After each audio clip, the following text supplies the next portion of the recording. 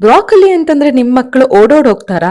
ಹಾಗಾದ್ರೆ ಬನ್ನಿ, ಇವತ್ತು ಅವ್ರಿಗೆ ಗತ್ತೆ ಆಗದೆ ಇರೋ ತರ ಬ್ರಾಕೊಲಿ ಜೊತೆ ಪನ್ನೀರ್ ಸೇರಿಸಿ ಒಂದ್ ಮ್ಯಾಜಿಕ್ ರೆಸಿಪಿ ಮಾಡೋಣ. ಲಂಚ್ ಬಾಕ್ಸ್ ಖಾಲಿ ಆಗೋದಂತೂ ಗ್ಯಾರಂಟಿ. ಇದನ್ನ ಮಾಡೋದಕ್ಕೆ ನಾನು ಬ್ರಾಕೊಲಿನ ನೀಟಾಗಿ ಒಂದ್ ಸ್ವಲ್ಪ ತುರ್ಕೊಂಡು 2 ಕಪ್ ಬ್ರಾಕೊಲಿಗೆ 1 ಕಪ್ ಅಷ್ಟು ಪನ್ನೀರ್ನ ತುರಿದು ಹಾಕೊಂಡಿದ್ದೀನಿ. ಅದಕ್ಕೆ 1 ಕಪ್ ಅಷ್ಟು ಗೋಧಿ ಹಿಟ್ಟು ಹಾಕೊಂಡಿದ್ದೀನಿ. ಜೊತೆಗೆ ಒಂದ್ ಸ್ವಲ್ಪ ಆರಿಗ್ಯಾನೋ, ಚಿಲ್ಲಿ ಫ್ಲೇಕ್ಸ್ ಹಾಕೋತಾ ಇದ್ದೀನಿ. ಇದು ಇಲ್ಲ ಅಂತಂದ್ರೆ ನೀವು ಸ್ಕಿಪ್ ಕೂಡ ಮಾಡ್ಬೋದು.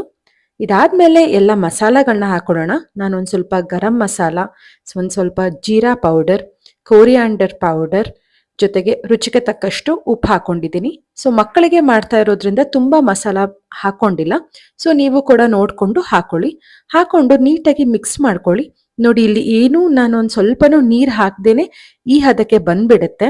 ಯಾಕಂತಂದ್ರೆ ಪನ್ನೀರ್ ಬ್ರಾಕೊಲಿ ಹಾಕಿರೋದ್ರಿಂದ ನೀರ್ ಬಿಟ್ಕೊಳ್ಳುತ್ತೆ. ಬೇಕಾದ್ರೆ ಒಂದ್ ಸ್ವಲ್ಪ ನೀರ್ ಹಾಕೊಂಡು ಈ ಹದಕ್ಕೆ, ಚಪಾತಿ ಹಿಟ್ಟಿನ ಹದಕ್ಕೆ ನೀವು ಕಲ್ಸ್ಕೊಂಡು ಸಣ್ಣದಾಗಿ ನಾನು ಪರಾಟನ ಕೈಯಲ್ಲೇ ತಟ್ಕೋತಾ ಇದ್ದೀನಿ.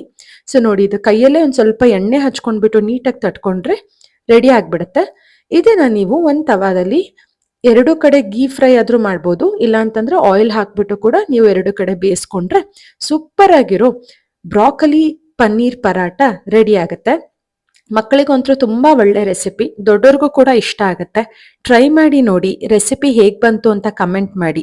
ಹಾಗೆ ನನ್ನ ಚಾನೆಲ್ನ ಆದ್ರೂ ಸಬ್ಸ್ಕ್ರೈಬ್ ಮಾಡಿಲ್ಲ ಅಂತಂದ್ರೆ ಸಬ್ಸ್ಕ್ರೈಬ್ ಮಾಡೋದು ಮರಿಬೇಡಿ.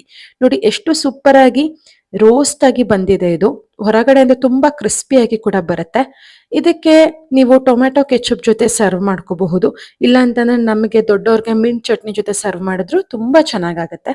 ರೆಸಿಪಿ ಟ್ರೈ ಮಾಡಿ ನೋಡಿ, ಹೇಗ್ ಬಂತು ಅಂತ ಕಮೆಂಟ್ ಮಾಡಿ. Thank you for watching.